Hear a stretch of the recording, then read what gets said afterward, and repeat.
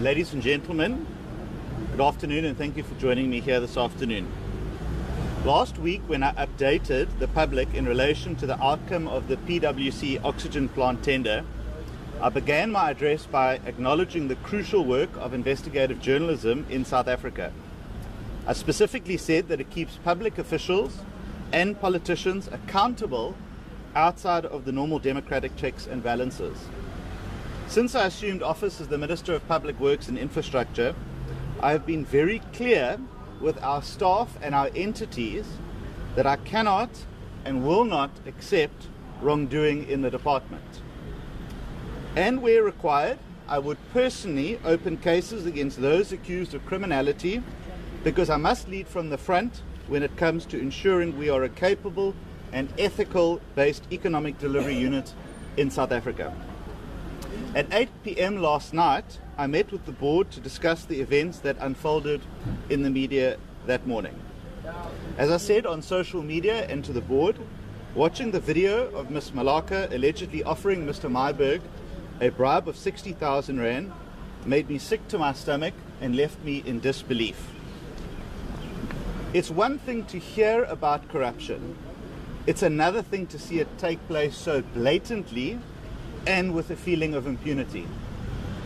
This stands in complete opposition to everything that I believe in and stand for as a minister. I briefed the board on my intended actions today and to understand what processes will unfold with regards to the disciplinary case against the suspended CEO. I can therefore confirm that earlier, a short while ago, I formally opened a criminal case against the suspended Chief Executive Officer of the Independent Development Trust, Mr. Borgo Malaka, and the IDT spokesperson, Mr. Pasha Magalan, at the Cape Town Central Police Station. These allegations remain deeply disturbing. They, in my view, are not just a criminal act, but an assault on the institutional framework of government to provide services to the people of South Africa, especially in the social infrastructure space that the IDT is responsible for. Attempting to bribe a journalist to bury the truth is an attack not only on the free press, but on our democracy. It is an attempt to silence accountability, to undermine public confidence, and to shield corruption from exposure. Ladies and gentlemen, as I have said earlier, I've made it clear and will continue to do so in word and in action that the department and its entities are no longer a playground and safe haven for maladministration and corruption. I was well aware, even before stepping into office, of the serious and long-standing allegations surrounding the IDT. For years, it has been plagued by governance failures, incomplete projects, tender irregularities, and repeated audit disclaimers. It was an entity in crisis, a state institution meant to serve the public, but instead consumed by dysfunction. Over the past year, we have begun restoring order and integrity to the IDT, but we have faced fierce resistance, not just from within the bureaucracy, but through an organized and well paid for and funded campaign to protect criminal entrenched interests. This network has been aided and abetted by political parties like Action South Africa and the EFF, and sadly, members of the media. I have personally been the target, and Ms. Hill, by the way, of coordinated disinformation campaigns, including fabricated voice notes, false call logs, and WhatsApps, which again, and it doesn't surprise me, are circulating again this morning to try and suggest that Ms. Malaka is a victim of all of this. Fake news articles which were published by outlets and even on the front page of some newspapers, and then they had to retract them once the evidence was put on the table. Anonymous social media accounts and bot networks have been used to spread lies and attack our cleanup efforts. For months, the narrative being pushed by those resisting reform was that I, as the minister, was paying journalists to attack the IDT. Not only was this false, but it turned out to be a projection of what they were doing. They said I was paying journalists, and it turned out that they were then paying journalists. As the allegations published yesterday confirmed, the very individuals implicated in corruption were in fact trying to bribe journalists themselves. It's my considered opinion that this attempt to buy cooperation is not an isolated incident. It quite possibly extends to unimaginable spaces and individuals. And I have urged the SAPS this morning to uncover the full extent to which the tentacles of corruption have reached. Ladies and gentlemen, the allegations now before the SAPS are that Ms. Malaka and the spokesperson were directly or indirectly involved in an attempt to hand over 60,000 rand in cash to Mr. Peter Louis Myburgh to buy his silence. I have also laid numerous charges with the police to investigate, firstly, the attempted bribery of Mr. Myburgh and whether any other journalists were approached or offered similar inducements. And I really do encourage that members of the media, and I know of one who has been approached, to please speak out and also bring that information forward to law enforcement agencies. 2, the funding and coordination of social media campaigns aimed at discrediting myself, Ms. Hill, the IDT and the office that I hold. 3, the role of politically connected individuals and public commentators in amplifying false information to shield wrongdoing and corruption, because that is an accessory to corruption. And 4thly, any other acts of corruption or criminality linked to these attempts to interfere with media freedom and obstruct accountability. Corruption cannot survive without enablers. It survives when individuals in power believe they can manipulate the media, intimidate whistleblowers, and weaponize public opinion to protect their own interests. Let me be clear, these actions are not just about one bribe or 2 individuals. They are about dismantling a culture of impunity that has overtaken parts of the public sector. Ladies and gentlemen, these criminal charges do not exist in a vacuum. They are directly connected to the systematic failures and alleged corruption that we have uncovered in the PwC forensic investigation into the 800 million rand PSA oxygen plant tender, the findings of which I released to the public last week. That investigation exposed companies who were awarded contracts without valid SAPRA licenses, a project that ballooned from 216 million rand to 592 million rand without justification. A company called Bulking being awarded 428 million rand of work despite only qualifying for 200 million rand. Missing minutes, irregular procurement and deliberate disregard for National Treasury and IDC policies, as well as the failure of Ms. Malaka and senior SCM officials to act on multiple red flags.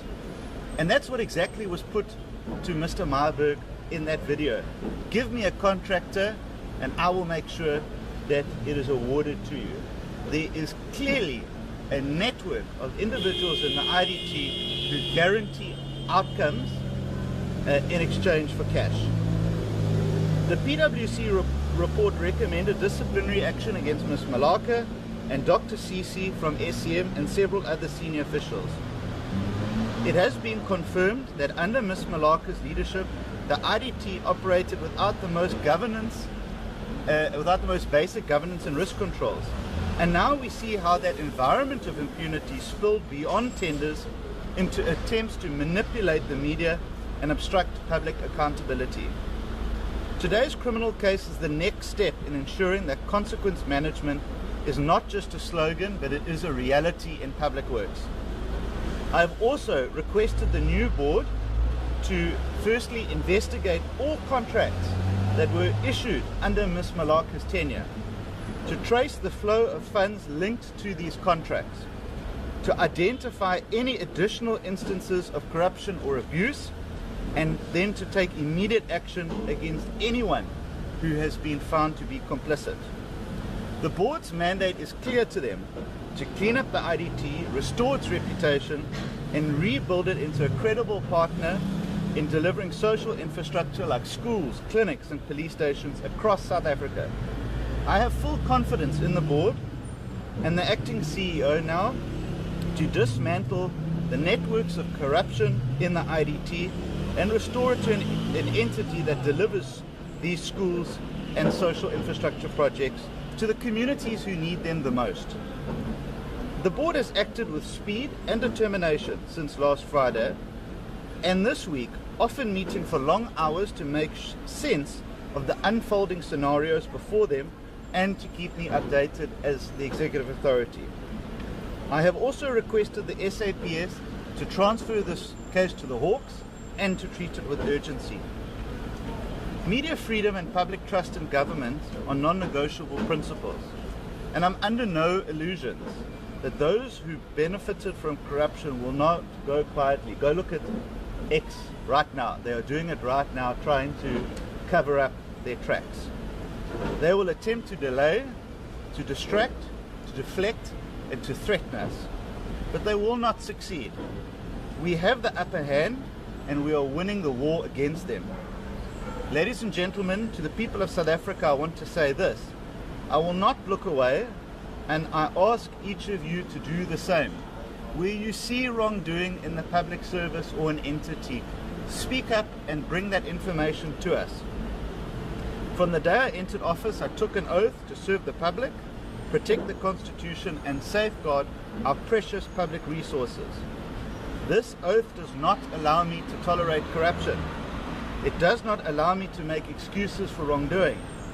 And every action we take, whether releasing forensic reports, suspending officials, or opening criminal cases, it is about building a state that is capable, ethical, and trustworthy.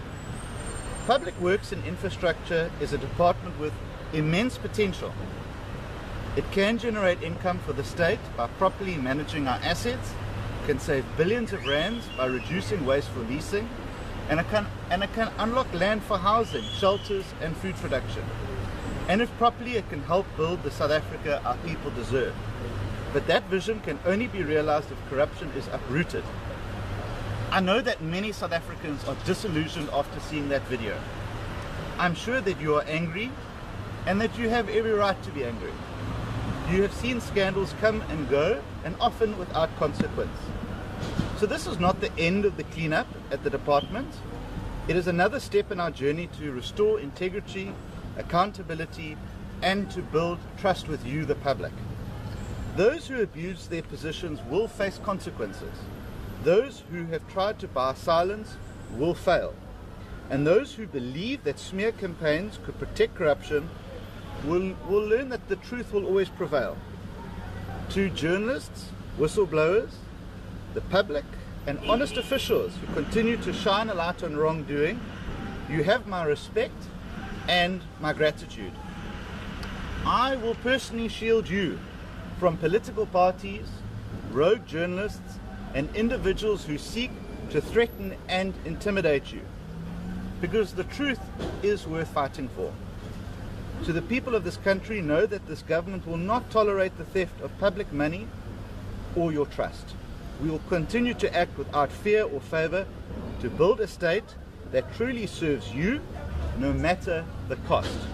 And here I can show you that this is the affidavit that I have deposed against the two officials from the IDT, and I have listed specifically their actions, including bribing Mr. Meyerberg and also a violation of the Public Finance Management Act. And we have set out those specific points, and we can make this available to members of the media as well. Thank you very much. I'll now take questions. Colleagues, let's just do a round of questions. Just introduce your name and media house and the question. Sort of here. Ulelani from SAPC. Just firstly, has the board indicated how long this disciplinary process is going to take? And secondly, have they indicated the status of Mr. Magolane? Is he still in office or not? Perfect. Go. Dean Kevin from ENCA. I just want to check with you, do you have a bit of insight into the Special Investigating Unit scope of investigation over the IDT, and maybe how many cases they're looking at? Easy. Lindsay Denting, Eyewitness News. It's highly unusual for a minister to come and lay a criminal complaint. Why would you not leave that perhaps to the board? Cool, let's leave it there for now. So firstly, as I said, I met with the board at 8 o'clock last night. We discussed the status of Ms. Malaka as the suspended CEO. I also have to respect that there are labour laws and processes that are required for the disciplinary case against her. I think that obviously what has happened as a result of yesterday has amplified the need to ensure that the process is completed as quickly as possible, but to also ensure that it complies with all laws and regulations so that a satisfactory outcome is sought. There are conditions that were attached to her suspension. One of those were that she may not leave Gauteng without permission of the board, and that she may not speak to anyone from the IDT. I think it's safe to assume that those two may have already been violated by her being here the day after with an official from the IDT. But that process is within the board's ambit. I will not interfere in that, and I will respect the board's path that it is taking and their commitment and determination to see a speedy process. Lindsay, let me say this. I think if I didn't take personal responsibility over this issue, I would be missing how angry South Africans are about this. I've been very clear to the officials of the department that if it comes to light that you are involved in criminality, I will personally take you on. That is not something, that responsibility and leadership cannot be outsourced to anyone else. So I have taken the step to be here this morning, this afternoon, and to say that when I say something, I mean it. And it is a warning to anyone who contemplates criminality that it will not just be a function of the department or the board, but they will come up against me as the executive authority entrusted to lead this department. And I think that it would have also missed the anger that South Africans feel, and that they want to see someone leading from the front on this issue. Kevin, I don't have the exact details around that. I can tell you that the Hawks are currently investigating the PwC, or the oxygen plant matter. That predates the PwC issue. We have also forwarded the entire PwC report to the Hawks to supplement their work. And again, we respect their space to be able to get to the bottom of this, because as I said, I'm not convinced that this is just unethical conduct. I think that there is widespread criminality that has been taking place. There's collusion between officials. There's money that changes hands, I think, at a rapid rate around the IDT. And that's why I've come to the conclusion that what happened to Mr. Myburgh is not just an isolated incident. I think that there is probably a number of examples where that takes place. And to so brazenly say, give me a contractor and I will make sure that they are rewarded, speaks to how rotten the supply chain process is in the IDT from start to finish. If you can give guarantees like that, it means that you are working with a number of people. Cool. Next round of questions. Start over there. Just a quick one, Minister, and I see you from the newsroom. What is the update with the spokesperson of the IDT? Yes, thank you. Sorry, I didn't answer that question. The spokesperson is contracted to the CEO, and it's a strange and peculiar situation that exists where Ms. Malaka has to take action against the CEO.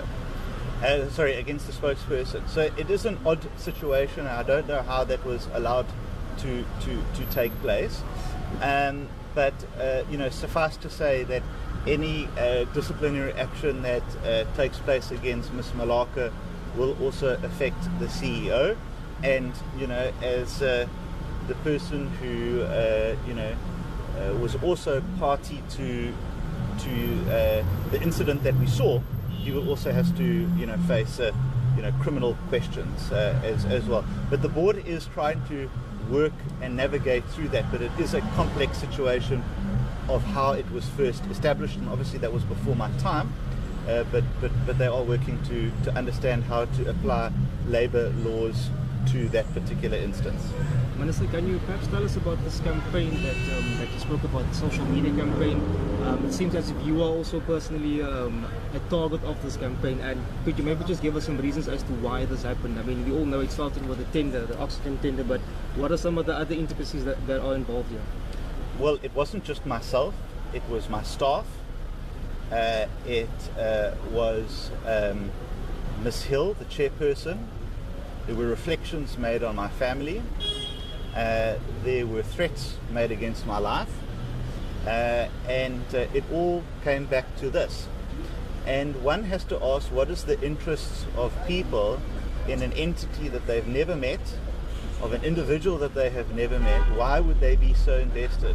Why would political parties be so invested? Why would leaders of political parties be reposting fake WhatsApps to try and allege collusion between myself and journalists? And the only conclusion that I have is that they were most likely in on the act, and that they were beneficiaries of the largesse of cash. Maybe they got more, maybe they got less, maybe they got it in a deal bag or not, I don't know. But it's very clear that these campaigns were funded to try and put me off of the scent, to try and bully Ms. Hill. She was subjected to misogynistic and racist attacks. She was questioned about her education. When we went to Parliament, people attacked her as well. And I think that it's very reminiscent from what we saw under state capture. So it's concerning, and it's concerning that it's still happening right now. If you go online right now, it is happening again. And that's why it was important, Lindsay, for me to come out here to stand up to those bullies and say, you're not going to frighten me and you're not going to put me off. That I will come out here and I will face you and I will personally lay those charges. And you can say whatever you want, but we are committed to getting things right.